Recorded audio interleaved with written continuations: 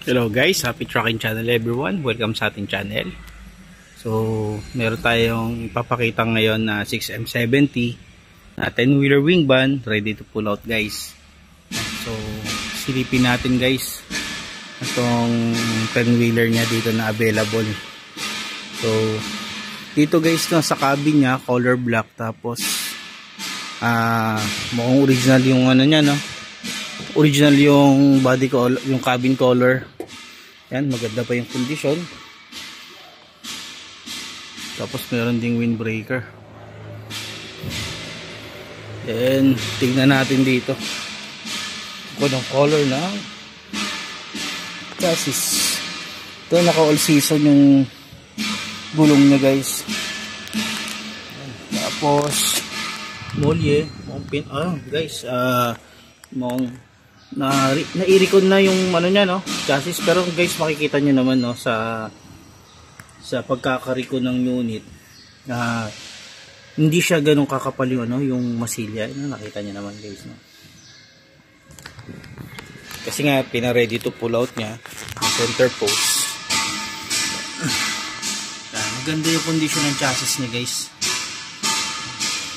So kung medyo magseselang kayo guys, kung gusto niyo na medyo pataasan, padagdagan niyo ng baby chassis, mas okay. Yan, condition ng chassis. Center post, airbag. Yung gulong niya dito medyo hindi na maganda yung condition no. Hindi mo alam kung expired na ba siya o bad ganito yung condition ng gulong niya. Ito nga pala isang 6M70.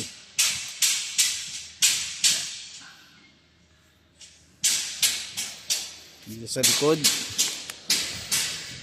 yung condition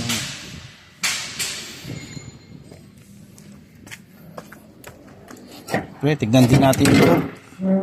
Kahoy. Yan.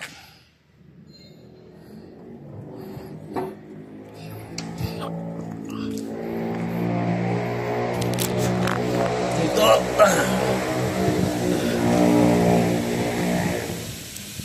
Nakikita niyo naman no. Yung sa may under chassis niya. Yan. Magkano kayo naabot nito?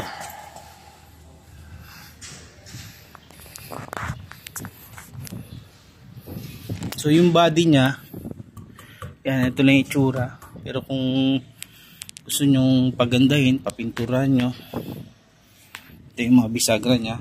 Yan. Ito yung tangke.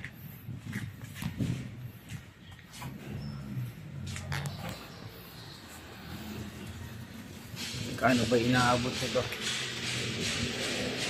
Siguro mga 1.5 kung pepresyon ko to 1.6.